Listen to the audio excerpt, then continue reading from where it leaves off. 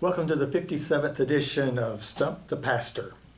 Now, normally in this series, I have been answering questions from individuals about a particular issue, but I've noticed over the last year that sometimes several people will send in questions that are about kind of the same thing. So over the next couple of weeks, we'll be looking at some questions that have come from multiple persons.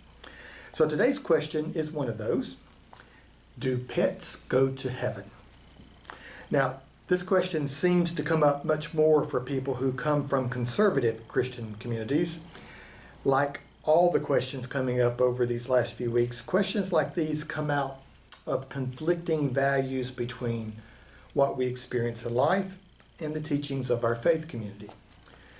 Most people get a pet because there's something about an animal that draws them. Personality, beautiful colors, companionship. Or if you are like me, sometimes animals choose you. Our cat Jekyll, for example, was part of a feral neuter and release program in our neighborhood. He came to our house and refused to allow us to resist his charm. And one of our dogs, Memphis, was thrown away in a dumpster near our home. We heard his cries and rescued him from the dumpster muck. Actually, Bill did the dumpster dive that day. And again, the gratitude for being rescued and his joy in being safe made Memphis an instant part of our family. Now, some Christian traditions believe only humans have souls, and therefore only humans are worthy of God's favor and the ability to go to heaven. In those traditions, salvation requires a declaration of faith. Since animals have no ability to speak a declaration of faith, the logic goes, they are not eligible for heaven and they do not hold the same value as human life in the eyes of God. This theological perspective ties the hands of those who hold it, and it forces them into untenable answers. For those of us who experience God as the reality of grace and not as a judgmental being in the sky, we find different answers. Some answers only require us to pay attention.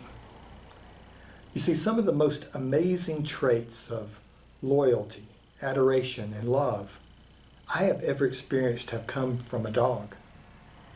Some of the best moments of pure ecstasy I have ever observed have come from a purring cat being scratched in just the right spot. These pets are amazing examples of God's gracious creation and the fullness of the gift of life that's all around us. And it's not just our pets. Observing the ability of wildlife and all of its amazing forms inspires awe in me of God's creative beauty and diversity. I experience grace in God's creation of life. Some of us have to go to a mountaintop or out in the water, but we experience it all the times when we allow ourselves to do so. And since I believe heaven is being in God's presence, for me, heaven's not a place somewhere. It is an unexplainable reality. Human words cannot capture its mystery. I simply cannot imagine a loving, creating, grace-filled God being limited by mine or any other human's concept. God is always greater than our assumptions. So my answer to the question is this: I can't imagine any notion of heaven without the beauty and diversity of creation being part of it.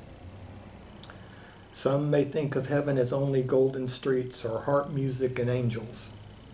Just remember, any ideas we have are very much limited by our human liabilities. God's grace is always more profound than our need to limit it. The beauty and joy animals embody is just another component of a heavenly reality. And that's enough for me. How about you? Has something struck you from this conversation that is different? Let me know, and we'll talk about it on a future episode of Stump the Pastor.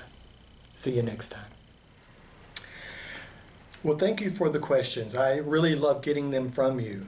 You may notice that sometimes questions are similar to previous ones, but I want to answer your question. If you got one, send it to me, and I'll get to it on the next Stump the Pastor. See you then.